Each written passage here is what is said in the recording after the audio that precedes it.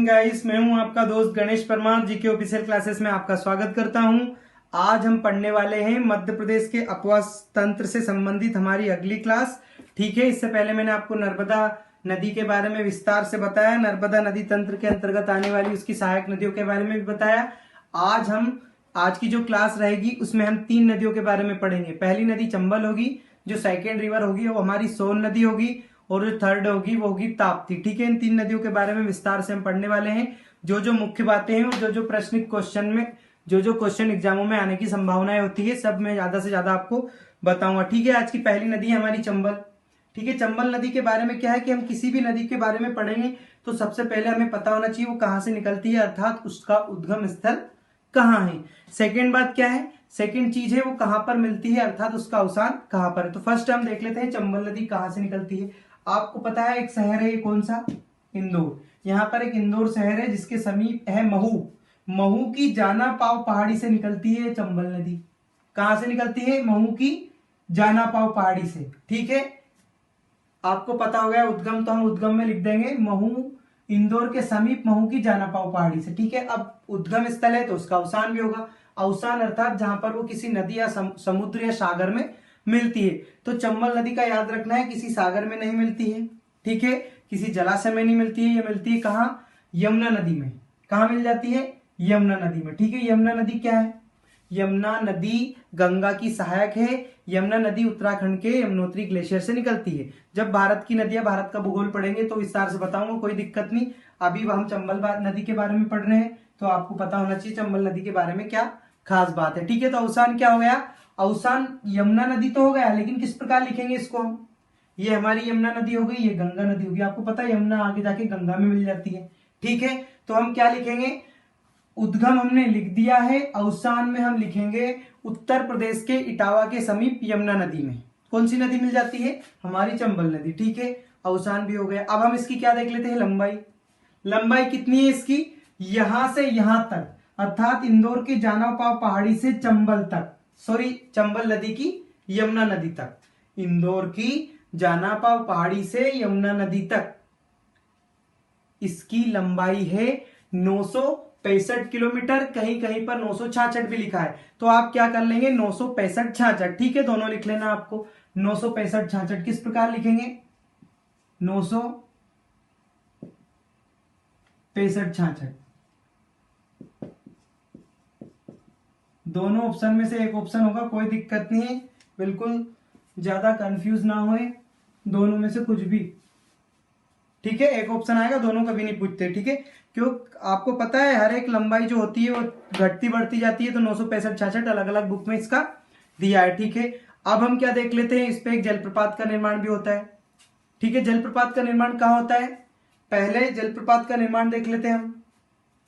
जलप्रपात का निर्माण कहाँ होता है वो मैं आपको बताऊंगा। सबसे पहले इंदौर से ये कहाँ प्रवेश कर जाती है? धार में प्रवेश कर जाती है। धार के बाद ये प्रवेश कर जाती है उज्जैन में। ठीक है, उज्जैन के बाद ये प्रवेश कर जाती है रतलाम में। रतलाम के बाद मंदसौर में, और मंदसौर के बाद में ये प्रवेश कर जाती है राजस्थान में। जब राजस्थान में प्रवेश कर जाती है तो ये कोटा के समीप एक जलप्रपात का निर्माण करती है। उस जलप्रपात का नाम है चुलिया जलप्रपात। अर्थात कोटा के पास एक जलप्रपात का निर्माण करती है जिसका नाम है चुलिया जलप्रपात। चुलिया जलप्रपात की ऊंचाई है 135 मीटर। लिख लेना कितनी? ये जो चुलिया जलप्रपात है इसकी ऊंचाई है 135 मीटर लगभग। ठीक है, लिख लेना, कोई दिक्कत नहीं, अच्छे से समझ आएगा। 135 मीटर। और कोटा के समीप तो निर्माण करती है, लेकिन कोटा का भी एक क्षेत्र है, कौन सा? भैंसरोगढ़। ठीक है, कौन सा? भैंसरोगढ़। तो ये आपको लिख लेना है। ठीक है, हमने अब ये जलप्रपात भी देख लिया। अब हम क्या देख लेते हैं? अब हम देख लेते हैं इसका प्रवाह क्षेत्र या किन किन राज्यों में बहती है। ठीक है, प्रवाह क्षेत्र में लिख लेना प्रवाह क्षेत्र। पहले देख लेते हैं कौन कौन से। आपको पता है मध्य प्रदेश से निकलती है, तो फर्स्ट तो इसका प्रवाह क्षेत्र मध्य प्रदेश हो जाएगा, तो हम क्या कर देंगे? एमपी या मध्य प्रदेश। सेकंड क्या हो जाएगा? मध्य प्रदेश से आपको पता है मध्य प्रदेश के धार, उज्जैन, रतलाम और मंदसौर में बहती हुई राजस्थान में प्रवेश कर जाती है, तो सेकंड क्या हो जाएगा? राजस्थान हो जाएगा। ठीक है, राजस्थान के बाद आपको पता है ये मध्य प्रदेश में वापस प्रवेश करती है, और यमुना जब उत्तर प्रदेश में यमुना से मिलती है तो इसका प्रभा क्षेत्र उत्तर प्रदेश भी हो जाता है। इस प्रकार कितना हो गया? इस प्रकार 3 राज्यों में इसका प्रभा क्षेत्र है, मध्य प्रदेश, राजस्थान और यूपी। तो क्या हो गया, 3 राज्यों में इसका प्रवाह क्षेत्र हो गया। ठीक है, इतनी बात आपको याद रखनी है। अब हम क्या देखेंगे, अब हम देखने वाले हैं इसकी सहायक नदियां कौन कौन सी, इसकी सहायक नदियां। ठीक है, पता होना चाहिए ना आपको सहायक नदियां कौन कौन सी है। इसकी पहली जो मुख्य नदी है वो चंबल है। चंबल की एक सहायक नदी है क्षिप्रा। आपको पता है क्षिप्रा नदी देवास से निकलती है और क्षिप्रा नदी के किनारे पर ही मध्य प्रदेश का प्रमुख पर्यटन स्थल उज्जैन महाकालेश्वर मंदिर है जहां पर वो स्थित है। तो उज्जैन किस नदी के किनारे पर स्थित है, क्षिप्रा। आगे वैसे बताऊंगा जब मैं क्षिप्रा नदी पढ़ेंगे, लेकिन अभी आपको लिखना है क्षिप्रा नदी इसकी सहायक नदी है। सेकेंड है काली सिंध, आपको पता है देवास से निकलती है, ये भी कौन सी नदी, काली सिंध। उसके बाद है पार्वती, आपको पता है आष्टा जो शहर है वो पार्वती नदी के किनारे पर है, तो इसकी अगली सहायक नदी क्या हो गई, पार्वती। उसके बाद कूनो, कूनो नदी भी इसकी सहायक नदी, कौन सी नदी, कूनो, तो आपको लिख लेना है कूनो नदी। एक नदी इसकी, ये जो 4 नदी मैंने इसकी सहायक बताई, वैसे तो बहुत सारी सहायक है लेकिन मुख्य मुख्य हमें पढ़नी है, तो ये जो 4 सहायक नदियां हैं ये मध्य प्रदेश से निकलती है। लेकिन इसकी एक अन्य सहायक नदी कहाँ की है, वो निकलती है राजस्थान से। राजस्थान का एक जिला है राजसमंद, राजसमंद जिले से निकलती है। कौन सी नदी निकलती है राजसमंद जिले से, बनास। बनास नदी से संबंधित एक क्वेश्चन पहले पूछा गया है, सॉरी, क्या पूछा गया था, निम्न में से चंबल की सहायक कौन सी नदी है, तो वहां पर बनास का नाम दिया गया था। ठीक है, बनास, और 3 अन्य नदियां थी। इस प्रकार क्वेश्चन पूछे जाते हैं नदियों से। ठीक है, तो कितनी सहायक नदी देखी हमने देखी क्षिप्रा, काली सिंध, पार्वती, कूनो और एक बनास। बनास कहां से निकलती है, राजस्थान के राजसमंद जिले से, अरावली पर्वत से। ठीक है, कहां से, अरावली से। अरावली का भी बताया था मैंने आपको, जो अरावली है गुजरात के अहमदाबाद से दिल्ली तक 800 किलोमीटर में विस्तृत है। इसका सबसे ऊंचा शिखर गुरु शिखर है जिसकी ऊंचाई 1722 मीटर है। ठीक है, बताया था ना मैंने। हाँ, तो इतनी बात आपको याद रखनी है। ठीक है, क्या क्या बता दिया मैंने, सहायक नदियां बता दी। अब हम क्या देखेंगे, अब हम देख लेते हैं इस पर कुछ परियोजनाएं, इस पर निर्मित कुछ विशेष परियोजनाएं। विशेष परियोजनाएं से पहले हम क्या देख लेते हैं, उपनाम। क्या देखते हैं, उपनाम क्या क्या है। उपनाम है, इसके 2 उपनाम है, धर्मावती और कर्मावती। क्या नाम है, धर्मावती और कर्मावती। धर्मावती जो नाम है इसका महाभारत से संबंधित है, आपको पता होना चाहिए। इस क्या, सॉरी, धर्मावती और चर्मावती है। ठीक है, कर्मावती मत कर लेना, धर्मावती चर्मावती। तो जो धर्मावती नाम है वो महाभारत काल का नाम है इसका, ये याद रखना है। ठीक है, तो बहुत पुरानी नदियों में है चंबल नदी। ठीक है, अब हम क्या करते हैं, इसकी मुख्य विशेषता देखते हैं। कौन सी, इसकी मुख्य विशेषता है अपर्दन। अपर्दन, अपर्दन भी कौन सा, अवनालिका अपर्दन। अवनालिका अपर्दन ये क्या करती है, मध्य प्रदेश के अंतर्गत जब ये मध्य प्रदेश में दोबारा प्रवेश करती है, कहां से, राजस्थान से, तो ये अपर्दन करती है। कौन सा अपर्दन, अवनालिका अपर्दन। अब नाम से स्पष्ट है, अवनालिका अर्थात नालियों का निर्माण करती है, अर्थात गड्ढों का निर्माण करती है, अर्थात बीहड़ों का निर्माण करती है। ठीक है, ये जो गड्ढे और जिन नालियों का निर्माण करती है उन्हें चंबल, जो चंबल संभाग के अंतर्गत क्या कहा जाता है, बीहड़। तो अब इसकी आकृति में आपको स्पष्ट रूप से इमेज में बता दो किस प्रकार की आकृतियों का निर्माण करती है। ये इस प्रकार की आकृतियों का निर्माण करती है। ठीक है, इस प्रकार की आपको आकृति में दिख रही है, कुछ गड्ढे कुछ नालियां, तो इन नालियों को क्या कहा जाता है, बीहड़। ठीक है, आपने नाम सुना होगा चंबल के डाकू, नाम सुना होगा चंबल के डाकू कौन कौन से थे, चंबल के डाकू थे पान सिंह। ठीक है, एक थे मानसिंह, मानसिंह राजपूत घराने से संबंधित थे। ऐसे तो वो डाकू थे, पैसे से डाकू थे, लेकिन बहुत अच्छे व्यक्ति थे। जो लोग गरीबों को लूटते थे उनको मानसिंह लूटते थे, और गरीबों में जो गरीब को लूटते थे, जो अमीर व्यक्ति गरीबों को लूटते थे उन्हीं से धन लूटते थे कौन, मानसिंह। ठीक है, मानसिंह लूटते थे और किन में बांट देते थे, गरीबों में बांट देते थे, लेकिन डाकू थे, एनकाउंटर में मारे गए। आपने सुना होगा फूलन देवी, फूलन देवी भी इस चंबल क्षेत्र में ही अपना गुंडा राज चलाती थी। ठीक है, फूलन देवी आपको पता है 22 बलात्कारियों को एक साथ गोली मार दी थी सीने में, किसने, फूलन देवी ने। ठीक है, तो पता होना चाहिए। वैसे ये इतिहास का सब्जेक्ट है, अभी हम भारत की, ये मध्य प्रदेश की जियोग्राफी पढ़ रहे हैं। ठीक है, तो हमें क्या पढ़ना है, हमने देख लिया कि जब ये अवनालिका अपर्दन करती है, कहां अपर्दित करती है। वैसे इसमें इस टाइप का क्वेश्चन पूछा जाता है आपसे कि जो चंबल नदी है उसका किस प्रकार का अपर्दन करती है, तो अवनालिका अपर्दन। या ऐसे इस टाइप से भी पूछा जा सकता है, अवनालिका अपर्दन किस नदी से संबंधित है, आपको क्या करना है, चंबल नदी से संबंधित है। ठीक है, तो एक क्वेश्चन और हमारा कंप्लीट हो गया यहाँ पर। ठीक है, लंबाई भी मैंने आपको बता दी इसकी। ठीक है, इसके अब हम देख लेते हैं इस पे कुछ परियोजनाएं हैं। कौन कौन सी परियोजना है? इसके अंतर्गत 4 परियोजनाएं हैं। 4 परियोजनाएं कौन कौन सी है? फर्स्ट हमको देखनी है नंबर 1 परियोजना है इस पर गांधी सागर परियोजना। गांधी सागर परियोजना कहां पर है? मंदसौर में। कहां पर है? मंदसौर में। तो आपको मंदसौर लिख देना है। जो गांधी सागर परियोजना है मंदसौर में। ठीक है, तो मंदसौर लिख देंगे हम यहां पर, मंदसौर में है। सेकेंड जो परियोजना है इस पर वो है चित्तौड़गढ़ के अंतर्गत राणा प्रताप सागर। ठीक है, राणा प्रताप सागर कहां है? चित्तौड़गढ़ राजस्थान में। गांधी सागर थी वो मध्य प्रदेश में है, मध्य प्रदेश के मंदसौर में। चित्तौड़गढ़ में जो है उसका नाम क्या है?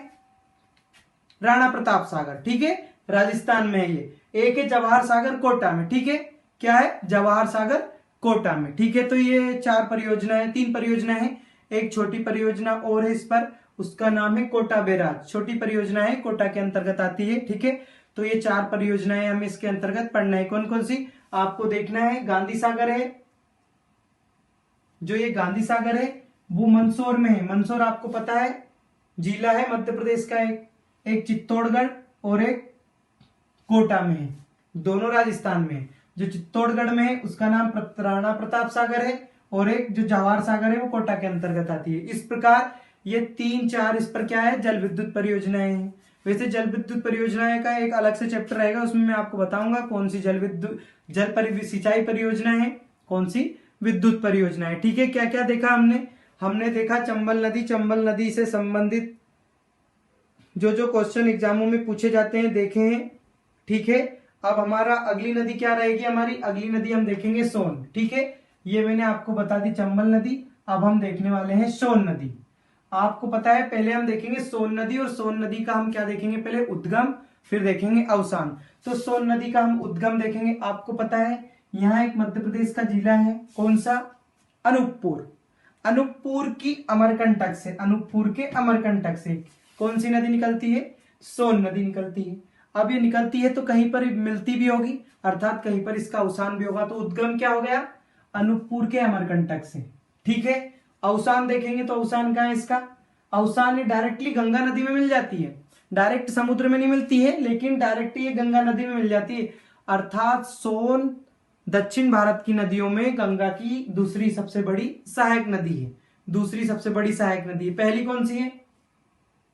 जो दक्षिण मतलब इस तरफ से मिलती है, दक्षिणवर्ती मतलब इधर के तट से मिलती है। तो पहले तो यमुना मिलती है, उसके बाद सोन मिलती है। तो सोन जो नदी है वो सहायक है गंगा की, आपको लिखना है। ठीक है, तो यहां पर अवसान भी हो गया उसका। अब गंगा में तो मिलती है, लेकिन कहां मिलती है? ये नदी तो गंगा हो गया, लेकिन जहां मिलती है ये पटना बिहार में मिलती है। पटना बिहार की राजधानी है। किसकी राजधानी है? बिहार की राजधानी है। तो इसका जो उद्गम है हो गया वो अनूपपुर अमरकंटक हो गया। अवसान क्या हो जाएगा इसका? अवसान हो जाएगा बिहार, पटना। ठीक है, पटना बिहार। अब कहां कहां बहती है आपको पता है? यहां पर निकलती है अनूपपुर से शहडोल, और सीधी सीधी से डायरेक्ट प्रवेश कर जाती है यूपी मिर्जापुर। ठीक है, यहां से प्रवेश कर डायरेक्ट, ये थोड़ी इसकी कुछ मात्र क्या है, कुछ कुछ किलोमीटर ये झारखंड में भी प्रवाहित होती है। कहां प्रवाहित होती है? झारखंड में, फिर बिहार निकल जाती है। इस प्रकार अगर हम इसका प्रवाह क्षेत्र देखेंगे तो प्रवाह क्षेत्र में फर्स्ट आएगा मध्य प्रदेश।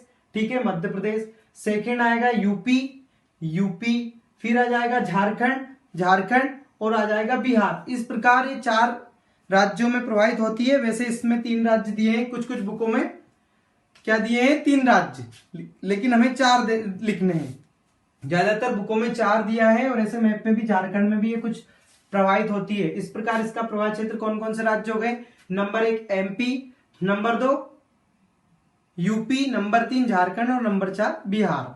ठीक है, इस प्रकार 4 राज्यों में ये प्रवाहित होती है। अब इस पर एक परियोजना में भी है, इस पर एक परियोजना है। कौन सी परियोजना है? परियोजना का नाम लिखना बाण सागर परियोजना। बाण सागर परियोजना कहां पर है? ये बाण सागर जो परियोजना है वो शहडोल के कहां पर है? शहडोल। ठीक है, शहडोल के कहां है ये? देवलोत पर। जो शहडोल है उसके देवलोत पर आपको लिखना है। एक परियोजना है जिसका नाम है बाण सागर परियोजना, जो कि सोन नदी पर है। और सोन नदी पर भी कहाँ है, शहडोल के देवलोत पर। ठीक है, आपको मैं बता दूं, जहां से नर्मदा नदी निकलती है उसी के पूर्व में सोन नदी निकलती है। जैसे यहां से नर्मदा निकली तो उसकी कुछ पूर्व दिशा में, दोनों अमरकंटक अनूपपुर से निकलती है, ठीक है ना।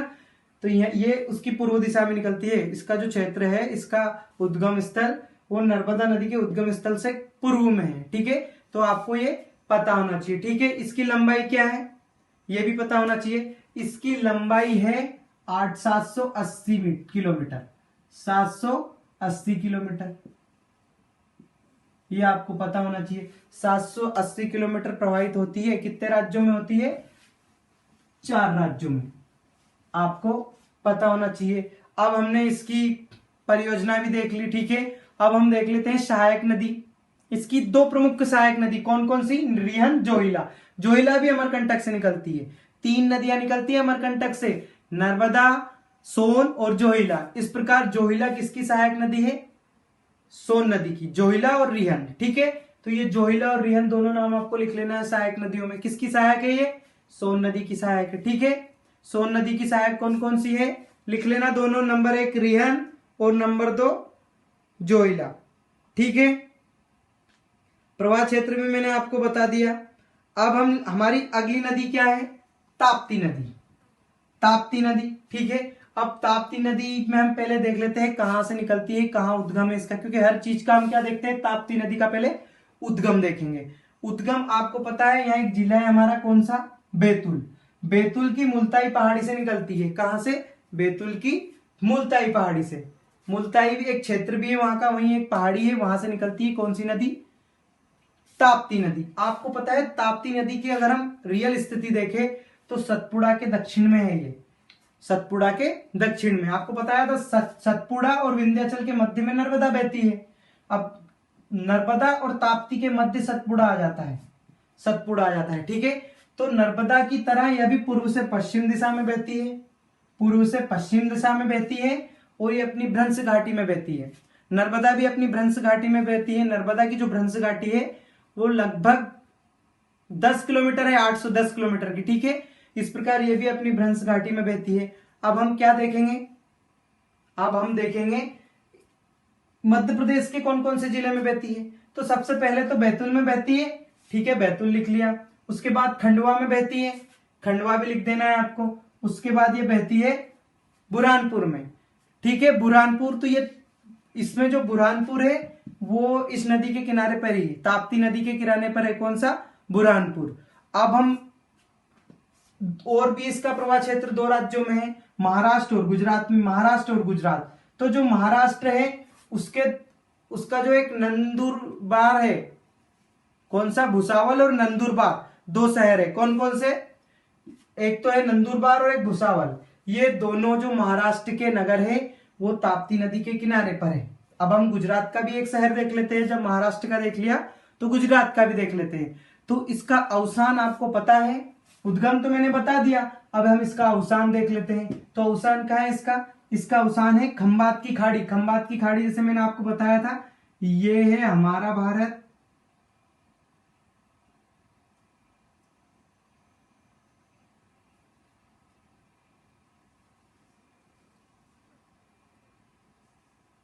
ये हमारा भारत। भारत में आपको पता है मध्य प्रदेश से ये गंगा नदी, नर्मदा नदी भी खंबात की खाड़ी में निकली थी, यहीं से ताप्ती ये भी खंबात की खाड़ी में। लेकिन जो नर्मदा निकली थी ना, वो निकली थी भड़ोच के समीप, खंबात की खाड़ी में।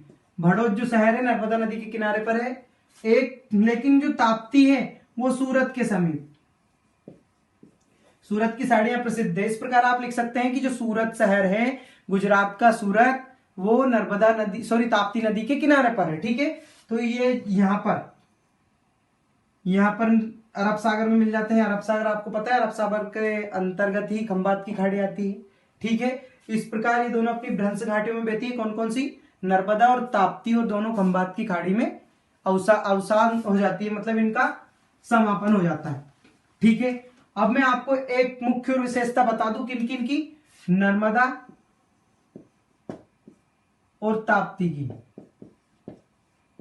इन दोनों नदियों की एक मुख्य विशेषता है, ये एस्चुरी का निर्माण करती है। एस्चुरी को हिंदी में बोलते हैं ज्वार मधुमुख।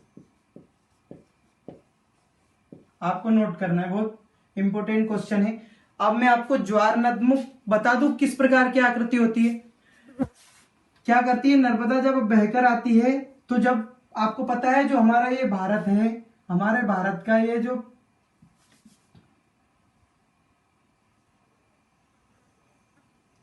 ये पूर्वी घाट है, पश्चिमी घाट है हमारा, पश्चिमी घाट का जो ढाल है बहुत तीव्र है। तीव्र ढाल होने के कारण नर्मदा और ताप्ती की गति जब समुद्र में मिलने जाती है तो उससे कुछ किलोमीटर पहले इतनी गति हो जाती है इसकी कि ये डेल्टा का निर्माण नहीं करती है, और डेल्टा का निर्माण ना करते हुए किसका निर्माण करती है, एस्चुरी या ज्वार नदमुख का। अब दो चीज देखी हमने, एक हमने जो पहले ज्वार नदमुख एस्चुरी को समझ लेते हैं। जैसे कोई नदी बहकर आई, ये बहकर आई, तो बहकर आने के बाद क्या, जैसे ये दो संयुक्त धाराओं में बह के आई और यहाँ पर एक धारा में मिलकर और समुद्र में मिल जाती है, तो इस प्रकार की आकृति को एस्चुरी बोलते हैं। लेकिन जब कोई नदी एक धारा में बहकर आती है और गति धीमी होने के कारण विभिन्न धाराओं में जब बढ़ जाती है तो ये एक डेल्टा का निर्माण करती है, तो इस प्रकार की आकृति डेल्टा कहलाती है। तो ये चीज आपको ध्यान रखना है। तो जो पश्चिमी घाट पर नदियां मिलती है, अधिकतर नदियां क्या है, एस्चुरी का निर्माण करती है। और जो नदियां पूर्वी घाट पर मिलती है, जैसे कृष्णा, गोदावरी, स्वर्णरेखा, महानदी, ये सभी किसका निर्माण करती है, डेल्टा का निर्माण करती है। क्योंकि जो ये इसका ढाल है पूर्वी घाट का बहुत कम है, कम ढाल होने के कारण जो नदी है उनकी गति धीमी होती है। इस प्रकार मैंने आपको क्या क्या बता दिया, डेल्टा और एस्चुरी में डिफरेंस भी बता दिया, और बताया कि ताप्ती जो नदी है वो किसका निर्माण करती है, वो निर्माण करती है एस्चुरी का। अब हम देखेंगे इसका प्रवाह क्षेत्र। मैंने आपको इसका प्रवाह क्षेत्र 3 राज्य बताए, आपको लिख लेना है। नंबर 1 मध्य प्रदेश, नंबर 2 महाराष्ट्र और नंबर 3 गुजरात। ठीक है, प्रवाह क्षेत्र भी हो गया इसका। इसकी लंबाई आपको लिखनी है 724 किलोमीटर। 3 राज्यों में बहती है ये, 724 किलोमीटर इसका प्रवाह क्षेत्र है। तो लंबाई आपको लिख लेनी है 724 किलोमीटर। लिख लो, जो लंबाई है इसकी 724 किलोमीटर है। ठीक है, मैंने आपको इसकी दिशा भी बता दी कि ये पूर्व से पश्चिम बहती है नर्मदा के समय। ठीक है, अब हम देख लेते हैं इसकी सहायक नदियां। ठीक है, कौन कौन सी सहायक नदियां, वैसे मैंने दर्शाई नहीं क्योंकि बहुत छोटी छोटी सहायक नदियां हैं इसकी पहली सहायक नदी है पूर्णा। पूर्णा को सूर्य की पुत्री भी कहा जाता है। जो पूर्णा नदी है उसे सूर्य की पुत्री भी कहा जाता है, तो आपको लिखना है सूर्य की पुत्री। ठीक है, पूर्णा नदी सूर्य की पुत्री। ठीक है, अगला क्या है, अगला क्वेश्चन, अगली नदी है इसकी शिवा। शिवा, उसके बाद जो तीसरी है वो बोरी। इस प्रकार इसकी 3 सहायक नदियां हो गई। ठीक है, सहायक नदियां भी देख ली हमने। अब हम देखेंगे इस पर स्थित परियोजना। आपको पता है ताप्ती नदी पर जो परियोजना है वो एमपी प्लस महाराष्ट्र की संयुक्त है, महाराष्ट्र दोनों की संयुक्त है। कौन कौन सी है, एक है अपर ताप्ती, नंबर 2 है लवर ताप्ती।